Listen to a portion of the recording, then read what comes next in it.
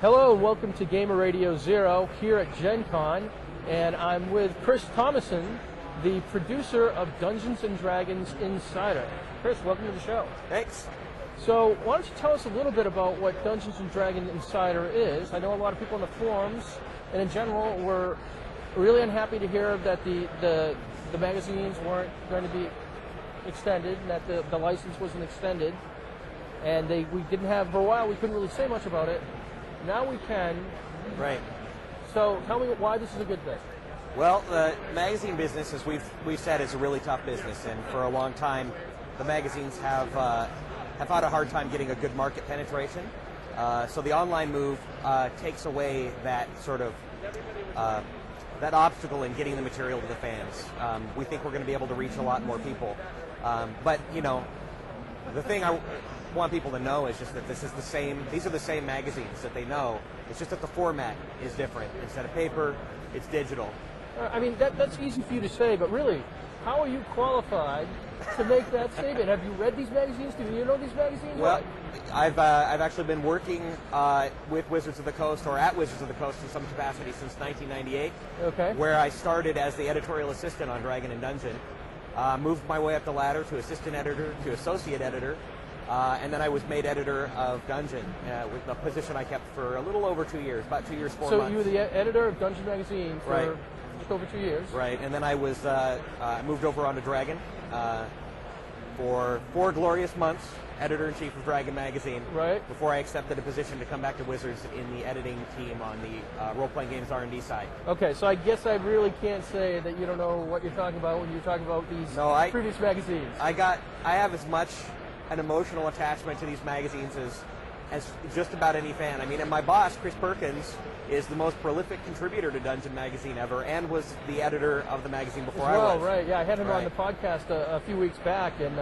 yeah. So, I mean, so that's good. So, from your perspective, why is this cool? I mean, I understand kind of the business thing, you can get it out to more people, but what's cool? What are people going to be looking forward to seeing here?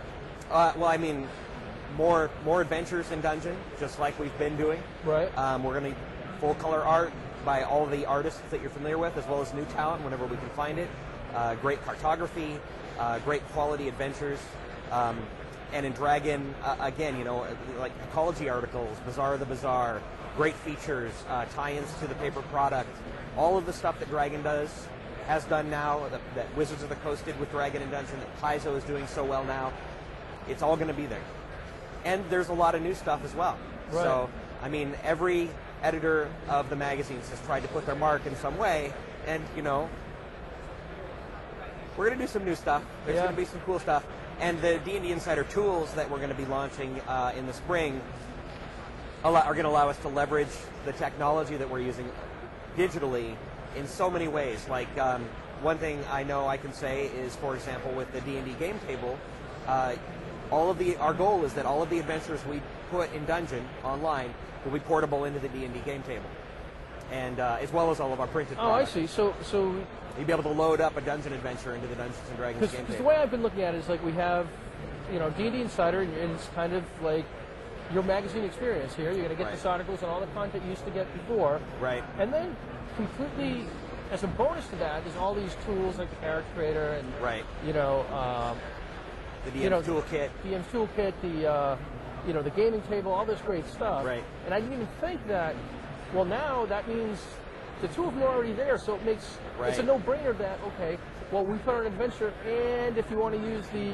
gaming table, here you go. Right. And we can already populate that stuff. What this really means, and this is sort of a kind of a subtle thing, I think, to a lot of people, but Dragon and Dungeon have always, since 3rd edition, had a stamp of this is official 3rd edition material, and they will be official 4th edition material starting in May, and it's still going to be official 3.5 material up until 4th edition launches. Well, that brings another point. It's